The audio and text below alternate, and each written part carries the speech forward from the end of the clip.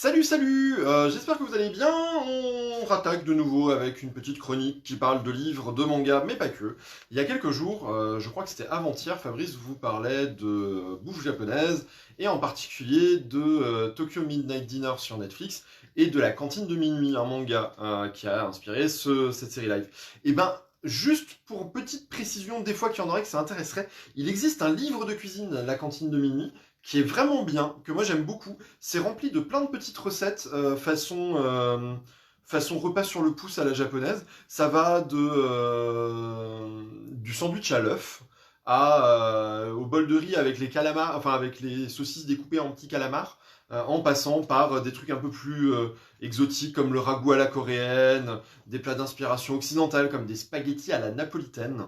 Ou des salades de nouilles froides. Donc voilà, c'est plein de petites recettes simples et très sympas que je vous conseille vraiment si vous aimez cuisiner et si vous aimez ces univers-là. Tadam, voilà, La Cantine de Minuit, le livre de cuisine de Yaro Abe et Nami Ijima. Sinon, il vous avait aussi parlé, ouais, je fais beaucoup de retours sur Fabrice. Il vous avait parlé de L'Île Errante, qui est un excellentissime manga, qui est un vrai chef-d'œuvre d'ailleurs. Et ben, l'auteur de L'Île Errante, il est responsable d'un autre truc. Dans les années 80, il y a un romancier qui s'appelle Shinji Kajio, pardon, qui a écrit une série de romans de SF japonais qui nous narre les aventures d'un personnage qui s'appelle Emanon.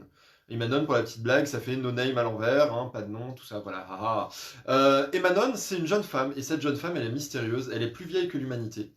Elle a des souvenirs qui remontent jusqu'à il y a approximativement 3 milliards d'années, ce qui correspond plus ou moins à l'apparition de la vie sur la Terre, ou en tout cas des formes de vie intelligentes ou sensibles en tout cas.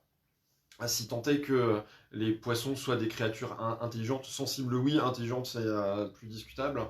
Et en fait, Emanon, elle a un truc particulier, c'est qu'elle hérite de la mémoire. C'est toujours une femme ou une femelle, et elle hérite de la mémoire de ses ancêtres, de tous ses ancêtres.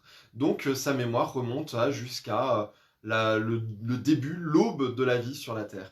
Et donc ce roman, il a été adapté en manga par Kenji Tsuruta, pardon, ouais, je vais y arriver. Hein. Et ça, c'est donc l'auteur de L'Île Errante. Donc on retrouve une des héroïnes les plus emblématiques de la SF japonaise, servie par un dessin qui est absolument somptueux, parce que le dessinateur de L'Île Errante, il est quand même hyper méga balèze. Dans une série, c'est une trilogie, qui s'appelle Souvenir, Errance et Mirage d'Emanon. Attends, là je vous en montre deux déjà, hein. Hop hop, tac tac. Et qui nous raconte un petit peu les aventures ou en tout cas la vie un peu étrange, le ressenti un peu particulier de cette entité, de cette Emanon face au monde. Et toute la difficulté que c'est de se souvenir de tout en fait. Parce que oui, elle se souvient de trucs extraordinaires, mais elle se souvient aussi de choses dramatiques. Et elle se souvient par exemple bêtement de tous ceux qu'à un moment, elle et tous ses ancêtres ont aimé en fait, et qui sont plus là pour nous raconter la suite. Mais c'est vraiment, vraiment, vraiment beau.